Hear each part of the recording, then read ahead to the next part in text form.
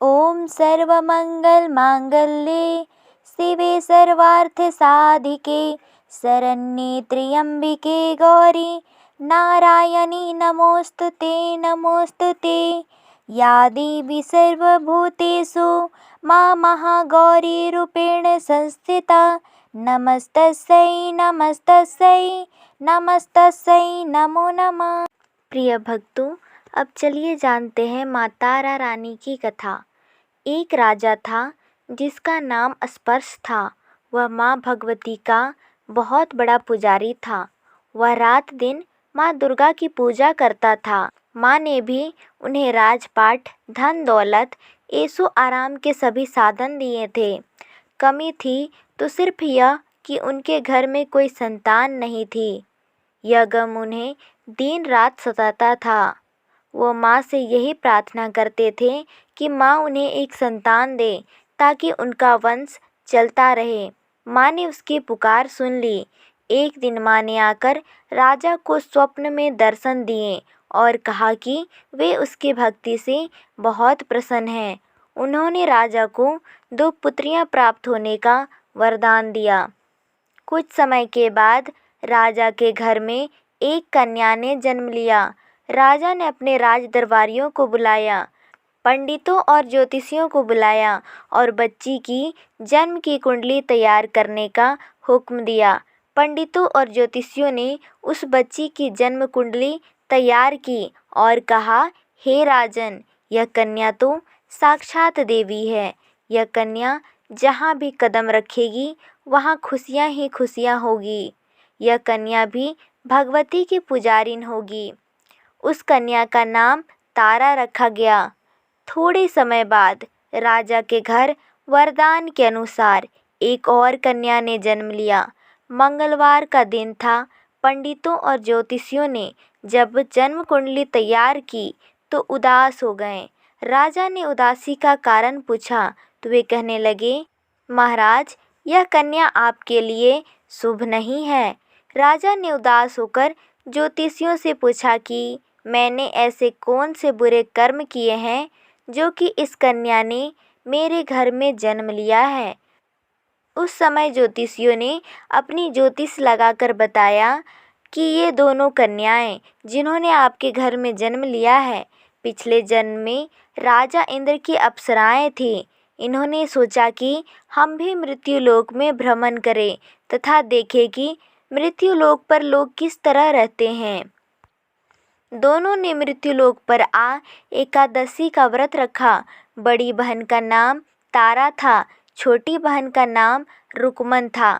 बड़ी बहन तारा ने अपनी छोटी बहन से कहा कि रुकमन, आज एकादशी का व्रत है, हम लोगों को आज भोजन नहीं खाना है, तू बाजार जाकर फल ले आ।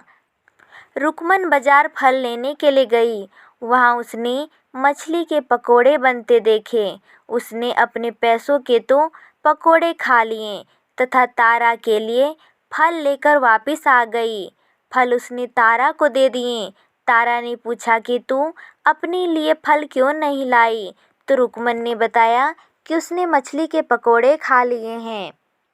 उसी वक्त क्रोध में आकर तारा ने उसे श्राप दिया कि जा नीच, तूने एकादशी के दिन मांस खाया है, नीचों का कर्म किया है। जा, मैं तुझे श्राप देती हूँ कि तू छिपकली बन जा और सारी उम्र मांस और कीड़े मकोड़े ही खाती रह। उसी शहर में एक ऋषि गुरु गोरख अपने शिष्यों के साथ रहते थे। उनके शिष्यों में एक चेला तेज स्वभाव का तथा घमंडी था। एक दिन वह घमंडी शिष्य पानी का कमंडल भरकर खुले स्थान में एकांत में जाकर तपस्या करने बैठ गया। वो अपनी तपस्या में लीन था। उसी समय उधर से एक प्यासी कपिला गाय आ गई। वह ऋषि के पास पड़े कमंडल में पानी पीने के लिए उसने मुंह डाला और सारी पानी पी गई। जब कपिला गाय ने मुंह बाहर निकाला तो खाली कमंडल की आवाज़ सुनकर उस ऋषि की समाधि टूटी। उसने देखा कि गाय ने सारा पानी पी लिया था। ऋषि ने गुस्से में आकर उस कपिला गाय को बहुत बुरी तरह से चिमटे से मारा। वह गाय लहूलुहान हो गई। यह खबर गुरु गोरख को मिली। उन्होंने जब कपिला गाय की हालत देखी तो उस ऋषि को बहुत बुरा भला कहा और उसी वक्त आश्रम से निकाल दिया। गुरु गोरख ने गाय माता पर किए गए पाप से छुटकारा पाने के लिए कुछ समय बाद एक यज्ञ रचाया। इस यज्ञ का पता उस शिष्य को भी चल गया जिसने कपिला गाय को मारा था। उसने सोचा कि वह अपने अपमान का बदला जरूर लेगा। यज्ञ शुरू हो गया। उस चेले ने एक पक्षी का रूप धारण किया और चोंच में सर्प लेकर भंडारे में फेंक दिया, जिसका किसी को पता न चला। एक छिपकली जो पिछले जन्म में तारा देवी की छोटी बहन थी तथा बहन के श्राप को स्वीकार कर छिपकली बनी थी, सर्प का भंडारे में गिरना देख रही थी। उसे त्याग व परोपकार की शिक्षा अब तक याद थी। वह भंडारा होने तक घर की दीवार पर चिपकी समय की प्रतीक्षा करती रही। कई लोगों के प्राण बचाने हेतु उसने अपने प्राण न्यौछावर कर लेने का मन ही मन निश्चय किया। अब खीर भंडारे में दी जाने वाली थी। बांटने वालों की आंखों के सामने वह छिपकली दीवार से कूदकर कढ़ाई में जा गिरी। नादान लोग छिपकली को बुरा भला कहते हुए खीर की कढ़ाई को खाली करने लगे। उन्होंने उसमें मरे हुए सांप को देखा। तब उन सबको मालूम हुआ कि छिपकली ने अपने प्राण देकर उन सबके प्राणों की रक्षा की थी। उपस्थित सभी सज्जनों और देवताओं ने उस छिपकली के लिए प्रार्थना की कि उसे सब योनियों में उत्तम मनुष्य योनि प्राप्त हो तथा अंत में वह मोक्ष को प्राप्त करे। तीसरे जन्म में वह छिपकली राजा स्पर्श के घर कन्या रूप में जन्मी। दूसरी बहन तारा देवी ने फिर मनुष्य जन्म लेकर तारामती नाम से अयोध्या के प्रतापी राजा हरिश्चंद्र के साथ विवाह किया। ज्योतिषियों ने राजा को बताया कि कन्या आपके लिए हानिकारक सिद्ध होगी, अतः आप इसे मरवा दीजिए। राजा बोले, लड़की को मारने का पाप बहुत बड़ा है, मैं उस पाप का भार नहीं ढो सकता। तब ज्योतिषियों ने विचार करके राय दी कि हे राजन, आप एक लकड़ी के संदूक में ऊपर से सोना चांदी आदि जड़वा दें, फिर उस संदूक के भीतर लड़की को बंद करके नदी में प्रवाहित कर दीजिए। सोने चांदी से जड़ा हुआ संदूक अवश्य ही कोई लालच से निकाल लेगा और आपकी कन्या को पाल लेगा।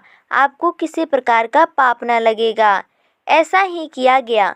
नदी में बहता हुआ संदूक काशी के समीप एक चमार को दिखाई दिया। वह संदूक को नदी से बाहर निकाल कर ले आता है। उसने जब संदूक खोला तो सोने चांदी के अतिरिक्त अत्यंत रूपवान कन्या दिखाई दी। उस चमार के कोई संतान नहीं थी। उसने अपनी पत्नी को वह कन्या लाकर दी तो पत्नी की प्रसन्नता का ठिकाना न रहा। उसने अपनी संतान के समान ही बच्ची को छाती से लगा लिया। भगवती की कृपा से उसके स्तनों में दूध उतर आया। पति पत्नी दोनों ने प्रेम से कन्या का नाम रुक्को रख दिया। रुक्को बड़ी हुई, उसका विवाह हुआ। रुक्को की सास महाराजा हरिश्चंद्र के घर सफाई आदि का काम करने जाया करती थी। एक दिन वह बीमार पड़ गई। रुक्को महाराज हरिश्चंद्र के घर काम करने के लिए पहुंच गई।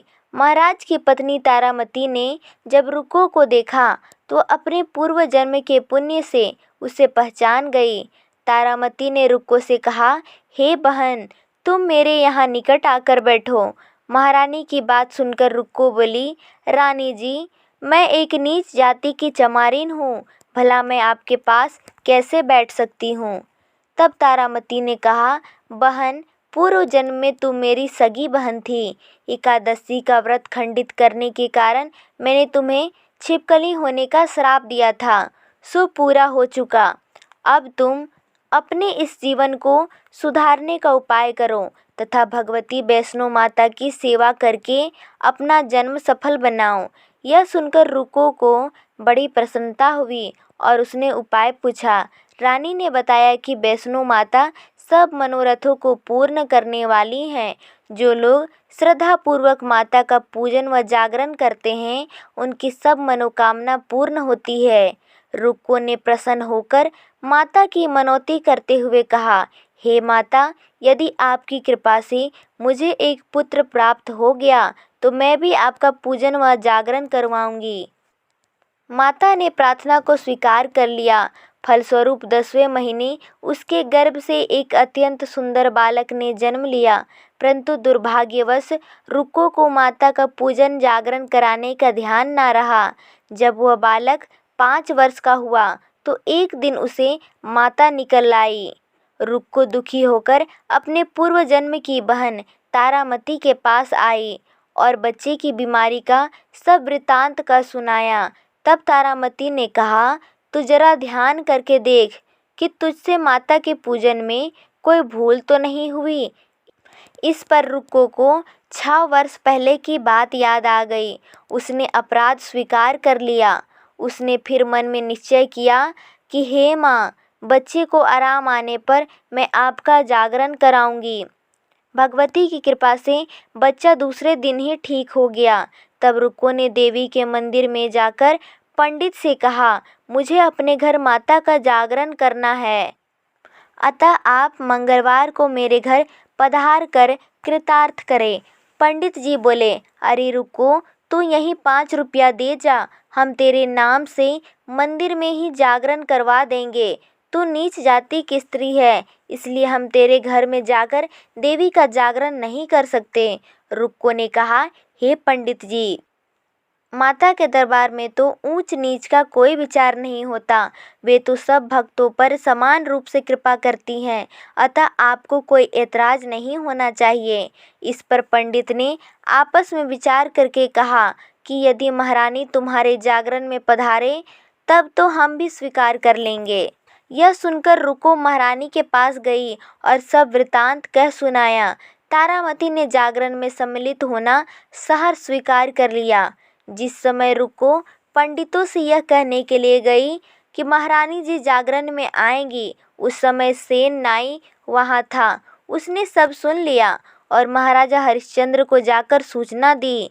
राजा को सेन नाई की बात पर विश्वास नहीं हुआ। महारानी चमारिनों के घर जागरण में नहीं जा सकती, फिर भी परीक्षा लेने के लिए उसने रात को अपनी उंगली को थोड़ा सा काट लिया, जिससे नींद न आए। रानी तारामती ने जब देखा कि जागरण का समय हो रहा है परंतु महाराज को नींद नहीं आ रही है, तो उसने माता वैष्णो देवी से मन ही मन प्रार्थना की, हे माता, आप किसी उपाय से राजा को सुला दे ताकि मैं जागरण में सम्मिलित हो सकूं। राजा को नींद आ गई। तारामती रोशनदान से रस्सा बांधकर महल से उतरी और रुक्को के घर जा पहुंची। उस समय जल्दी के कारण रानी के हाथ से रेशमी रुमाल तथा पांव का एक पायल रास्ते में गिर पड़ा। उधर थोड़ी देर बाद राजा हरिश्चंद्र की नींद खुल गई। वह भी रानी का पता लगाने निकल पड़ा। उसने मार्ग में पायल व रुमाल देखा। राजा ने दोनों चीजें रास्ते से उठाकर अपने पास रख लीं और जहाँ जागरण हो रहा था वहाँ जा पहुँचा। वह एक कोने में चुपचाप बैठकर दृश्य देखने लगा। जब जागरण समाप्त हुआ तो सबने माता की जयकारा की। उसके बाद प्रसाद बांटा गया। रानी तारामती को जब प्रसाद मिला तो उसने झोली में रख लिया। यह देख लोगों ने पूछा, आपने प्रसाद क्यों नहीं खाया? यदि आप नहीं खाएंगी तो कोई भी प्रसाद नहीं खाएगा। रानी बोली, तुमने प्रसाद दिया वह मैंने महाराज के लिए रख लिया, अब मुझे मेरा प्रसाद दे दो। अब की बार प्रसाद ले तारा रानी ने खा लिया। इसके बाद सब भक्तों ने माँ का प्रसाद खाया। इस प्रकार जागरण समाप्त करके प्रसाद खाने के पश्चात रानी तारामती महल की तरफ चली। तब राजा ने आगे बढ़कर रास्ता रोक लिया और कहा, तूने नीचों के घर का प्रसाद खाकर अपना धर्म भ्रष्ट कर लिया। अब मैं तुझे अपने घर कैसे रखूं? तूने तो कुल की मर्यादा व प्रतिष्ठा का भी ध्यान नहीं रखा। जो प्रसाद तू अपनी झोली में मेरे लिए लाई है उसे खिला। तू मुझे भी अपवित्र करना चाहती है। ऐसा कहते हुए जब राजा ने झोली की ओर देखा तो भगवती की कृपा से प्रसाद के स्थान पर उसमें चंपा, गुलाब, गेंदे के फूल, कच्चे चावल और सुपारियां दिखाई दी। यह चमत्कार देख राजा आश्चर्यचकित रह गया। राजा हरिश्चंद्र रानी तारा को साथ ले महल लौट आए। वहीं रानी ने ज्वाला मैया की शक्ति से बिना माचिस की सहायता से राजा को अग्नि प्रज्वलित करके दिखाई, जिसे देखकर राजा का आश्चर्य और बढ़ गया। रानी बोली, प्रत्यक्ष दर्शन पाने के लिए बहुत बड़ा त्याग होना चाहिए। यदि आप अपने पुत्र रोहित की बलि दे सके तो आपको दुर्गा देवी के प्रत्यक्ष दर्शन हो जाएंगे।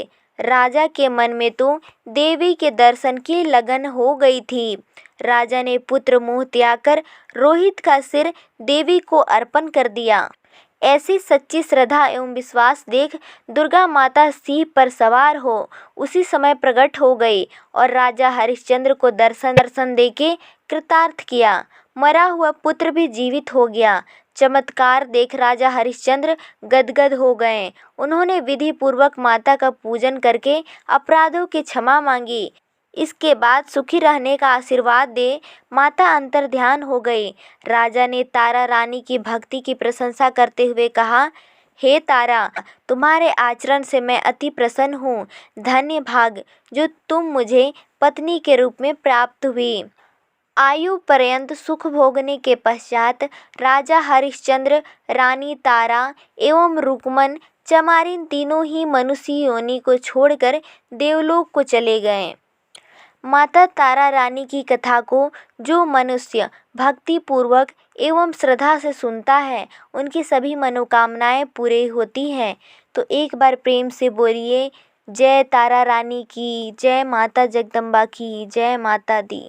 उम्मीद करती हूँ कि आपको हमारा यह जानकारी या कथा अवश्य अच्छा लगा होगा। यदि आपको यह कथा अच्छी लगी तो हमारे चैनल को सब्सक्राइब कर दें और कमेंट में जय माता दी ज़रूर लिखें। धन्यवाद।